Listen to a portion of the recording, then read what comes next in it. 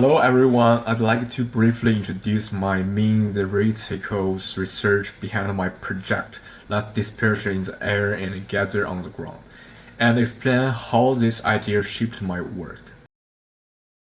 First, let's talk about how war and pain unmake the world. Well, it has the potential to remake it, combined with the Barthelme ideas of childhood imagination. This led me to approach the theme of war and in a gentle, playful way, instead of reproducing scenes of violence. Second, on toys and nostalgia, scholars like Baxter, Berman, and Triggy point out that toys not only carry memory and time, but also evoke empathy. That's why I choose a familiar paratrooper toys, but it reimagines them in disarmed pose, free from their Euro war context. Meanwhile, most and marching shows that war toys often pass on adults' ideologies.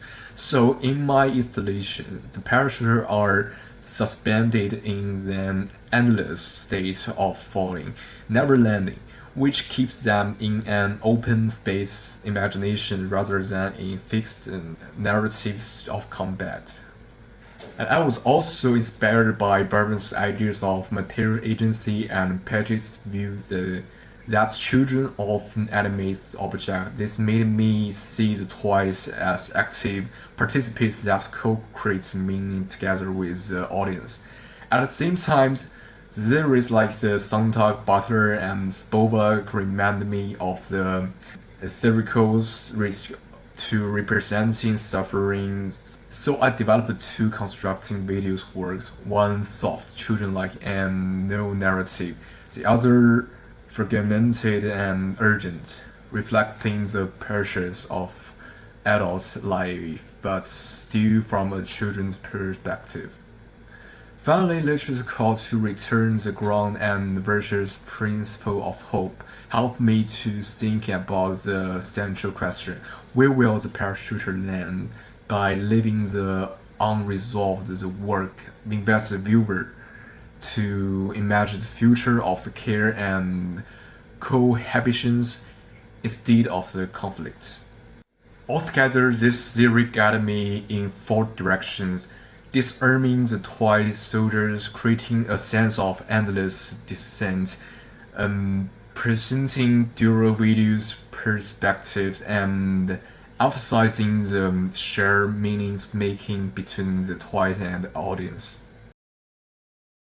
In refining my research question, I focus on how childhood imagination and play can help us to respond to the challenge of contemporary life. My first question is, can reclaiming the playful and unfiltered gaze of childhood help us to dismantle rigorous ideologies in the adult world? This is highly relevant today, when political polarization and cultural conflict often trap us in fixed positions. Returning to childlike perspective offers a softer, more open way of imagining alternatives. My second question is, how can we engage with traumatic themes such as war without reproducing violence or existing pain? In a world constantly exposed to image of conflict, from Ukraine to Gaza to many less public the region, this question is critical.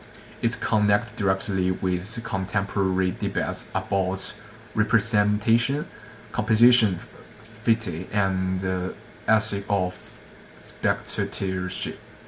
Third, I asked what role can toy as a culture and nostalgic object play in reshaping our understanding of the world.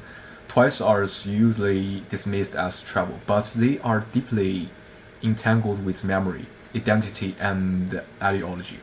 But reimagining toy soldiers in no combat scenarios, my work suggests that even small, familiar objects can act as agents in creating new meanings. Finally, can nostalgia triggered by toys awaken the audience sense of imagination, and in doing so, resist the world unmaking effect to trauma and violence?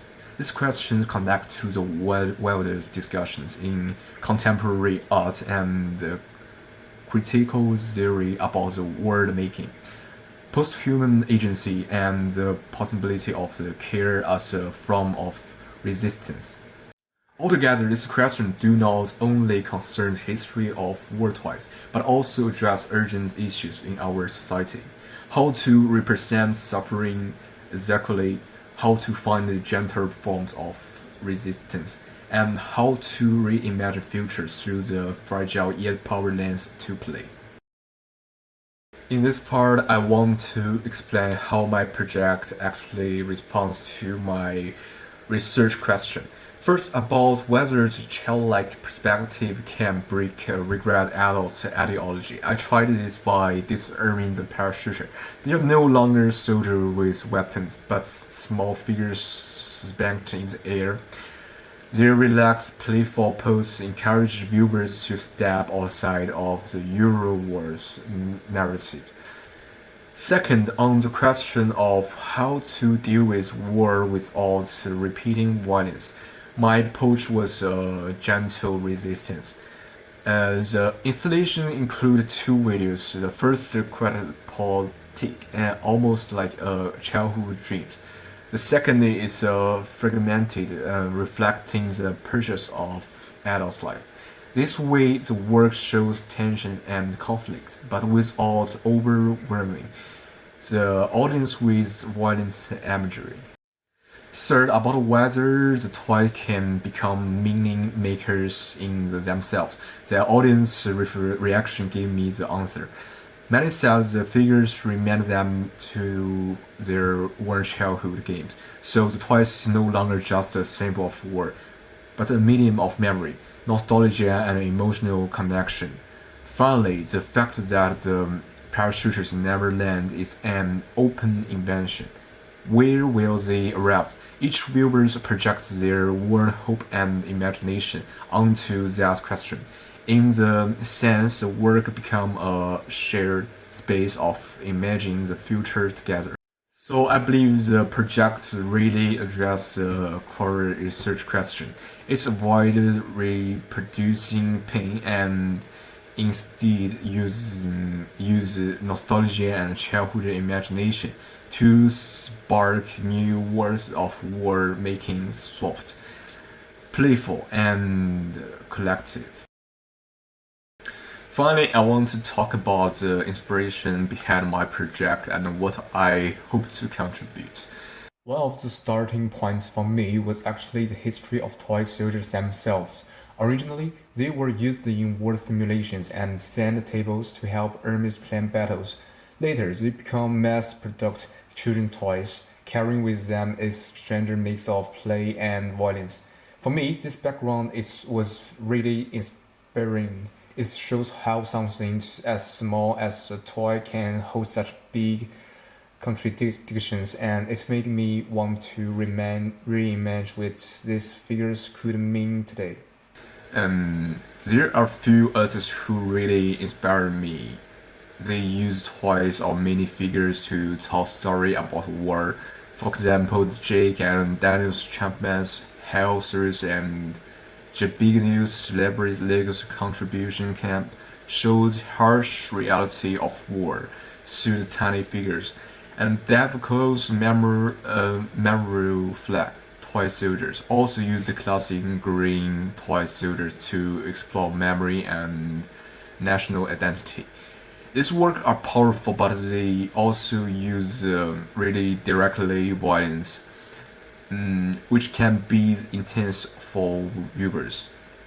Then there's Yosuke, a project called Community Field War, which reminded us that war can be consumed in everyday life. I was also inspired by those who explore idea of home and belonging. His work make people to reflect on what it means to arrive somewhere or feel at home. And he also used the parachutist elements. It gave me a huge visual support, I think. My project is a bit different. I'm not showing violence directly. Instead, I use play and nostalgia to express a gentler kind of resistance. I imagine the toy soldier as little parachute figures, always suspended on in the air, no longer flying. This avoids repeating trauma while letting the audience imagine and create their own meaning. I think my project contributes this here. It takes a powerful imaginary of war toys and trauma them into gentle, participatory creative tools. By combining childhood imagination with the power of project, I hope it offers a new way to approach trauma soft, interactive and thought provoking about the future. Thanks.